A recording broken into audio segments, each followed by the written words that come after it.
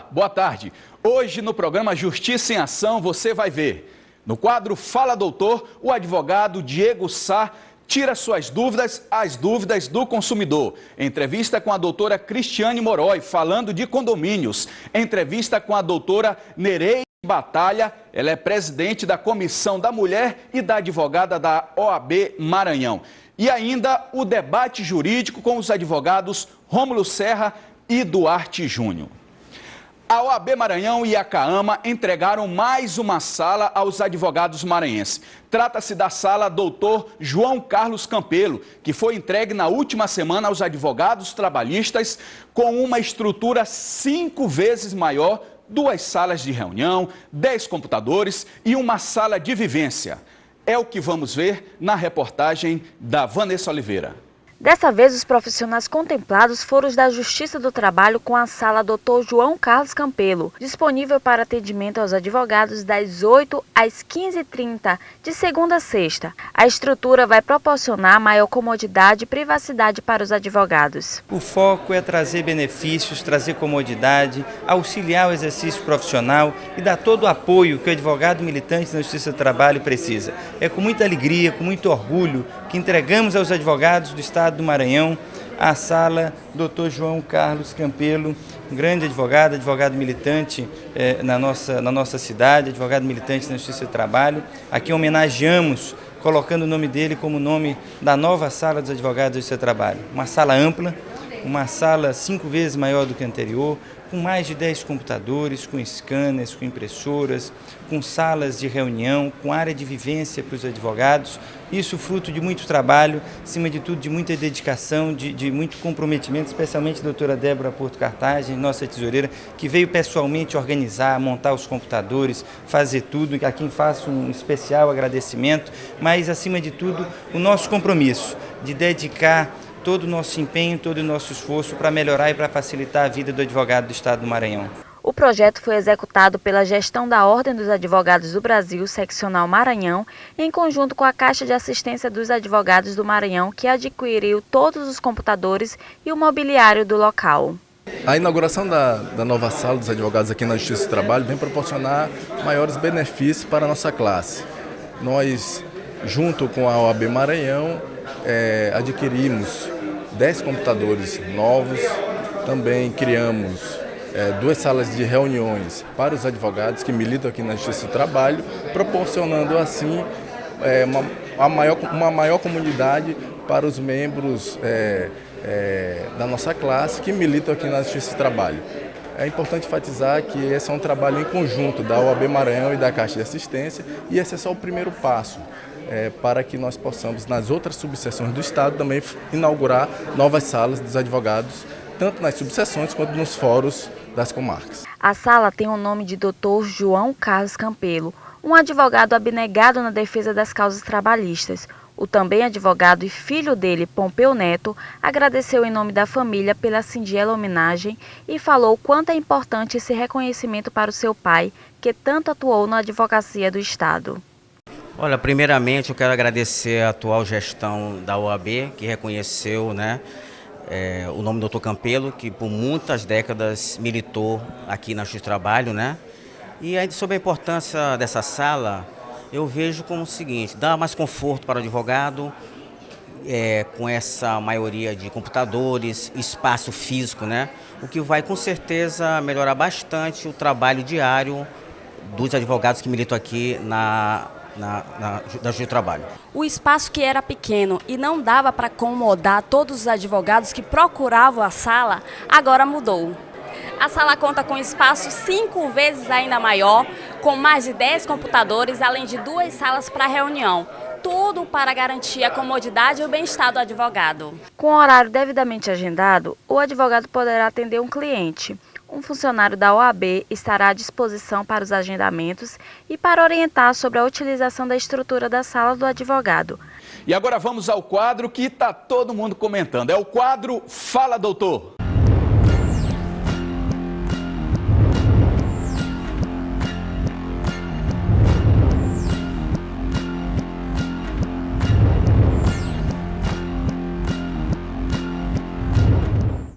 E no quadro de hoje, o Fala Doutor, nós teremos a presença do nosso amigo advogado, o doutor Diego Sá. O doutor Diego já esteve aqui junto conosco em alguns momentos, enquanto entrevistado como presidente da CAAMA, também esteve em algumas matérias.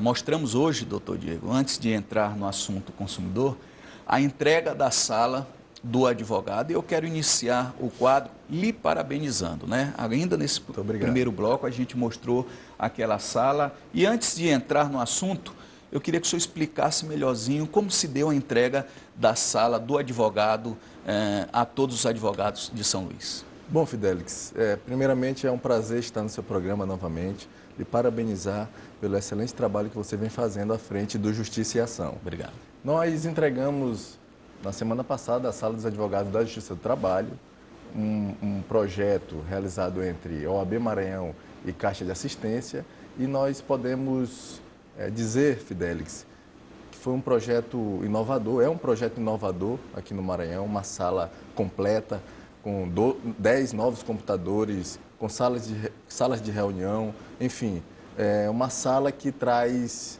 mais conforto e comodidade ao advogado maranhense, especialmente os advogados que militam na Justiça do Trabalho. Maravilha, parabéns. Então a turma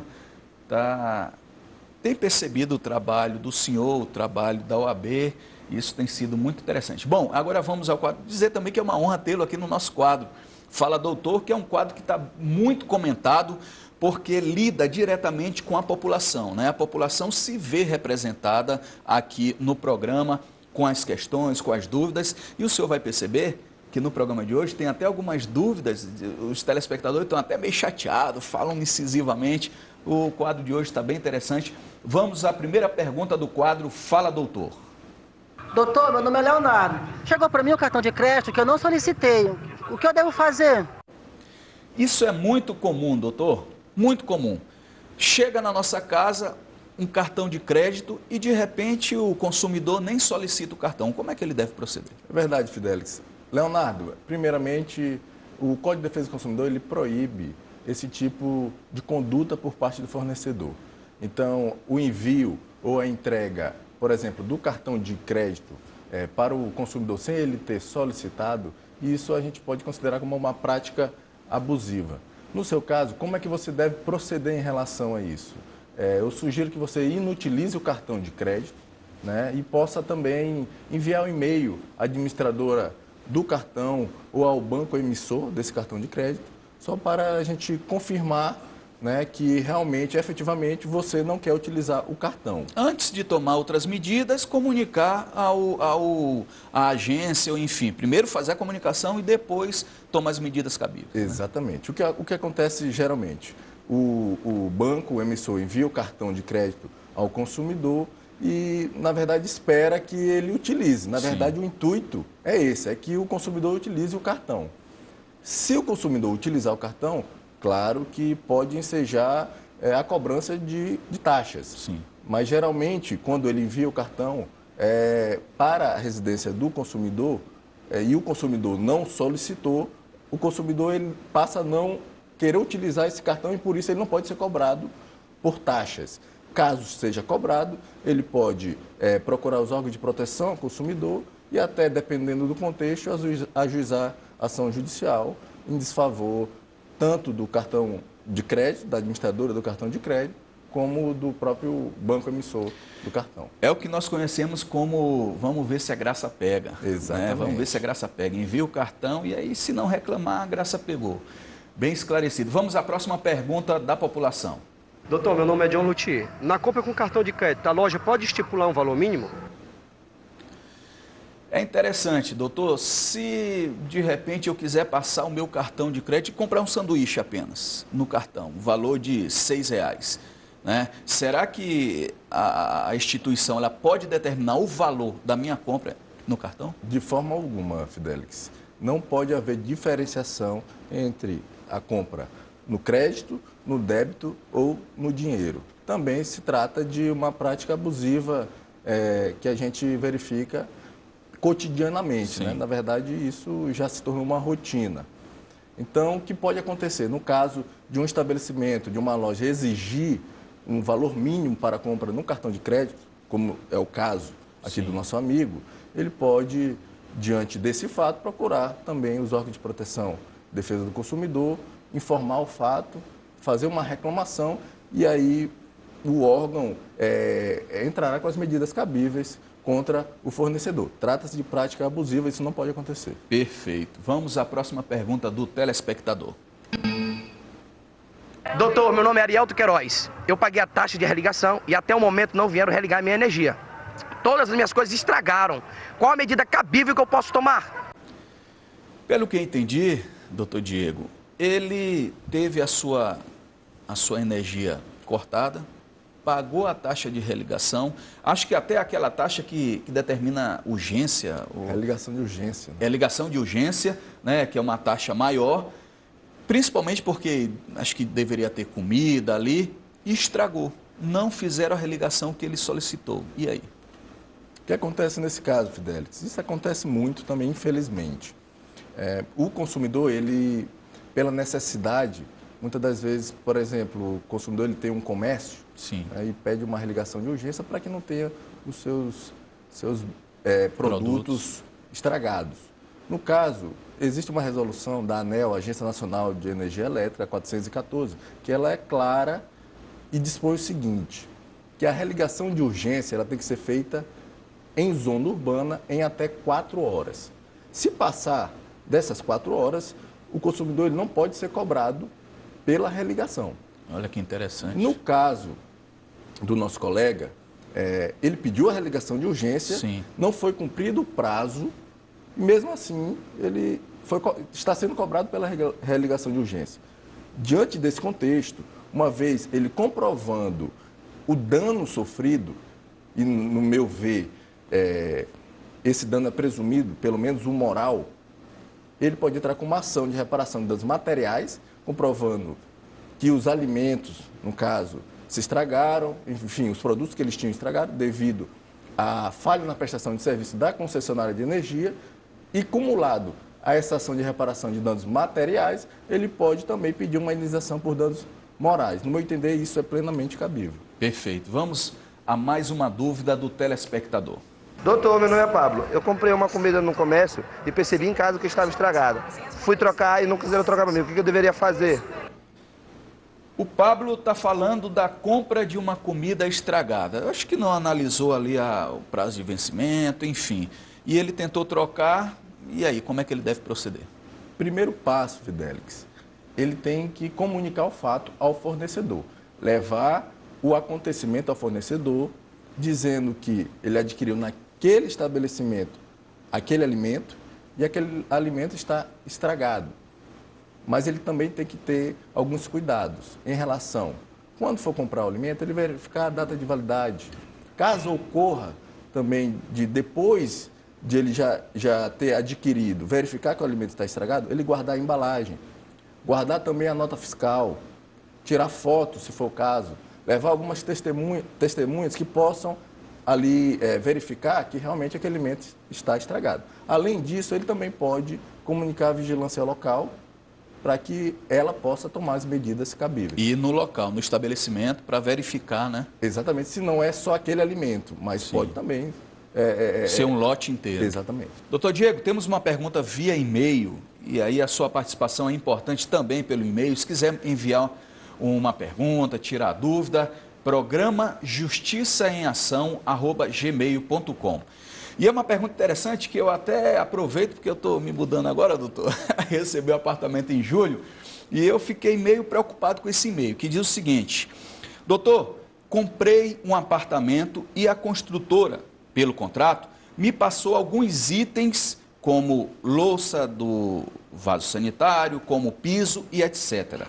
Chegando para fazer a verificação, observei que são outras marcas. Ou seja, prometeram em contrato alguns detalhes de dentro do apartamento, como torneira, vaso sanitário, piso e etc. E chegando lá, ele viu que a qualidade é menor. De repente, porcelanato no chão e oferecer uma lajota simples, enfim. Como é que esse consumidor deve proceder? Enganaram ele, está em contrato, e como ele deve proceder? Fidelix, O consumidor ele tem que ter muito cuidado, primeiramente nos casos de aquisição de imóvel, em relação à vistoria do imóvel. Sim. Então, antes de fechar qualquer negócio, é importante verificar em loco se realmente aquele imóvel tem aquelas especificações que contém no contrato. Existe um documento, quando da aquisição do imóvel, que ele fica no cartório, registrado no cartório, que se chama Memorial de Incorporação. O Memorial de Incorporação, ele vem especificando exatamente o que vem dentro do imóvel. Por exemplo, em relação ao piso, vem especificando qual piso, a marca do piso. Em relação à tinta utilizada no imóvel, qual tinta e qual a marca da tinta. Então, isso é importante o consumidor verificar antes de fechar qualquer negócio. No caso do nosso amigo, que ele adquiriu o imóvel, chegando lá, viu que era outra situação, no meu entender, existiu aí uma quebra de contrato por parte da construtora, né? E por isso ele pode entrar com uma ação de rescisão contratual, com pedido de devolução do valor pago, acumulado com danos morais. Por quê? Porque a partir do momento que ele celebrou o contrato com a construtora, e ali naquele contrato vinha discriminando o que o imóvel contemplaria, né? Aquilo deve ser obedecido pela construtora.